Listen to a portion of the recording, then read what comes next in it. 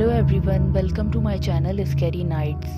یہ واقعہ جو میں آپ کے ساتھ شیئر کرنے والی ہوں یہ میری دوست کے ساتھ پیش آیا، جو ابھی ریسنٹلی اس نے مجھے شیئر کیا ہے۔ ان کا نام حیات ہے اور ان کا تعلق کراچی سے ہے۔ یہ جس گھر کی بات ہے وہ اولڈ رضویہ سوسائٹی میں ہے اور یہ لوگ اب بھی اس گھر میں موجود ہیں۔ چلیں بڑھتے ہیں واقعے کی طرف۔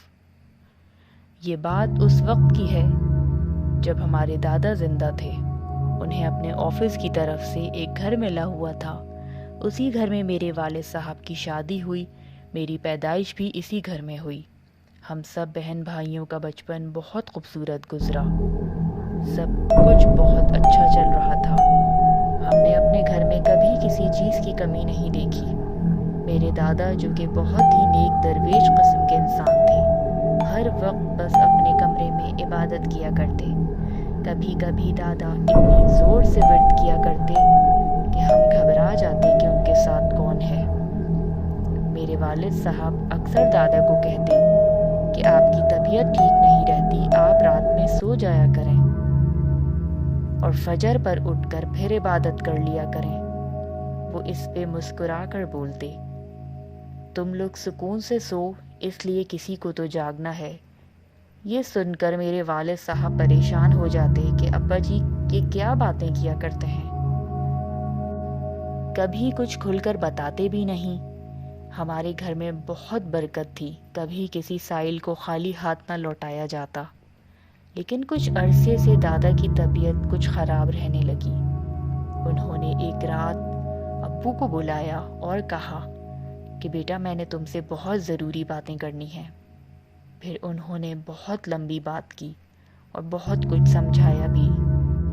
انہوں نے میرے والد صاحب کو کچھ وظائف دیے جو کہ رات میں لازمی پڑھنے تھے،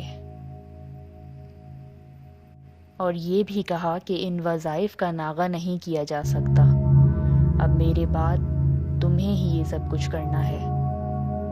خیر میرے والد ویسے ہی دادا کی طبیعت کی وجہ سے پریشان تھے۔ انہوں نے کہا کہ انشاءاللہ آپ ٹھیک ہو جائیں گے اور آپ خود ہی یہ سب کچھ پڑھیں گے۔ یہ میرے والد صاحب بھی جانتے تھے کہ جو کچھ بھی دادا عبادت کیا کرتے ہیں وہ تو ہم نہیں کر سکتے، لیکن جو بہت ضروری چیزیں تھیں وہ میرے والد صاحب نے دادا سے سیکھیں۔ دادا نے یہ بھی کہا کہ اگر تم لوگ پرسکون رہنا چاہتے ہو تو ان سب چیزوں پہ لازمی عمل کرنا ہوگا، تبھی تم لوگ اس گھر میں سکون سے رہ سکتے ہو۔ پھر میری والدہ کو بلایا اور کہا کہ سب بچوں کی دینی تعلیم پر خاص توجہ دینا اور گھر کو خود بھی پاک صاف رکھنا اور اپنے آپ کو بھی۔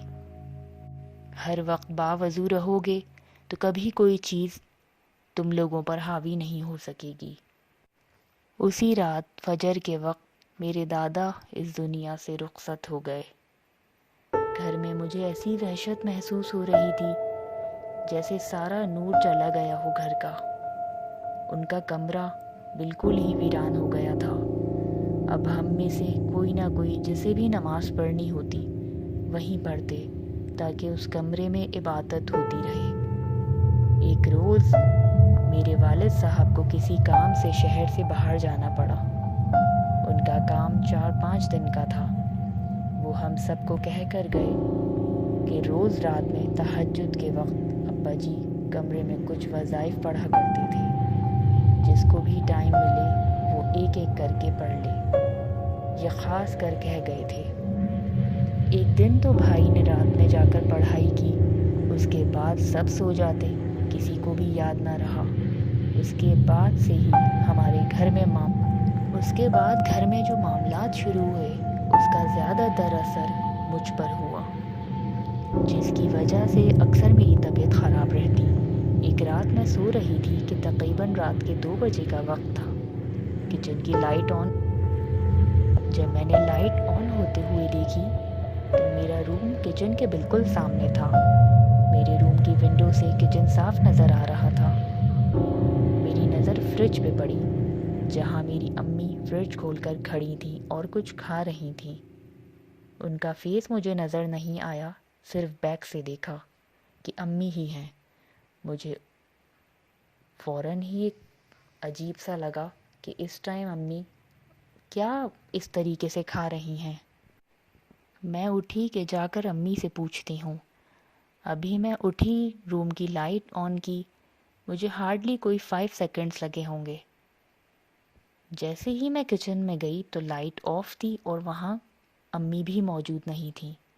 مجھے بہت حیرت ہوئی کہ اتنی جلدی امی نے کھانا کھا لیا اور چلی بھی گئیں۔ میں فوراً ان کے روم میں گئی تو کیا دیکھتی ہوں، وہ گہری نیند سو رہی ہیں اور میرا بھائی جاگ رہا تھا جو امی کے ساتھ ہی لیٹا تھا۔ میں نے گھبرا کے پوچھا کہ ابھی امی کچن میں تھیں اور ایک دم سے کیسے سو سکتی ہیں؟ تو وہ بولا کہ امی تو جب سے ہی سو رہی ہیں، تم پاگل ہو، میں ان کے ساتھ ہوں 2 گھنٹے سے۔ مجھے لگا کہ شاید یہ میرا وہم ہو۔ میں پھر بس آ کر خود بھی لیٹ گئی۔ اسی طرح چھوٹے موٹے معاملات چل رہے تھے، مگر باقاعدہ کوئی ایسی چیز کبھی نظر نہیں آئی جس سے ہم ڈر جاتے۔ پھر ہم سب نے گھر میں میلاد اور قرآن خوانی رکھی اور پورے گھر میں دم کیا ہوا پانی بھی چھڑکا۔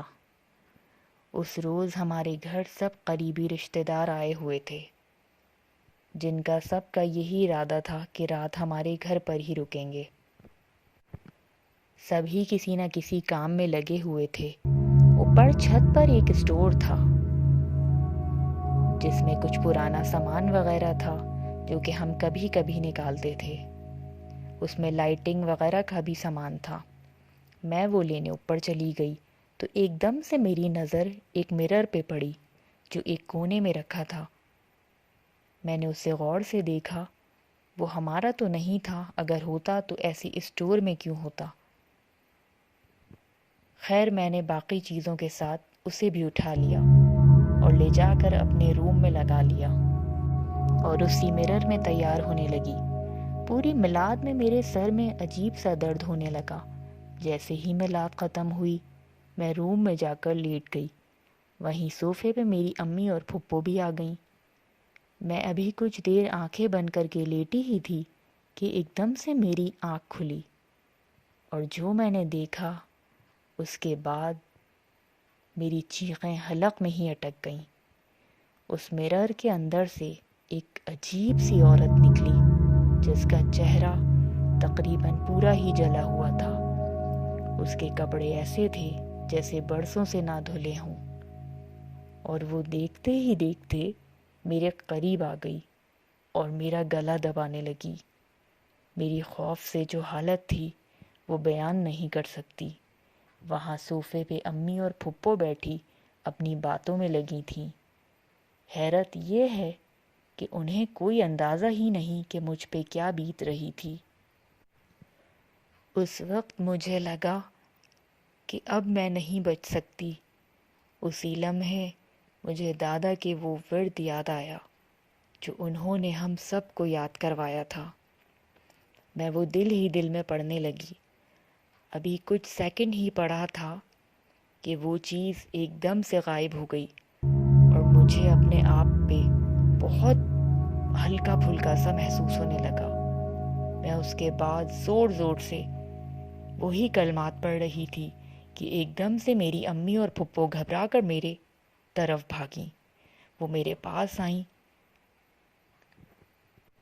تو میں پسینے پسینے ہو رہی تھی اور بری طرح رو رہی تھی، اور پھر مجھے کچھ یاد نہیں، میں بے ہوش ہو گئی۔ جب ہوش آیا تو یہ سارا واقعہ گھر والوں سے شیئر کیا۔ اتنے میں میرے ابو کی نظر اس مرر پہ پڑی۔ انہوں نے جب سنا کہ میں نے اسے یہاں لگایا ہے تو بہت غصہ ہوئے اور بہت پریشان بھی۔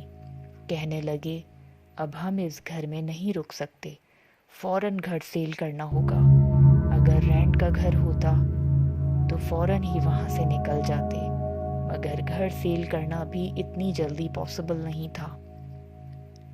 میرے والد صاحب نے بتایا کہ جو مرر میں اس دن چھت پر سے لے کر آئی تھی وہ اسی عورت کا تھا جو اس گھر میں جل کے مری تھی۔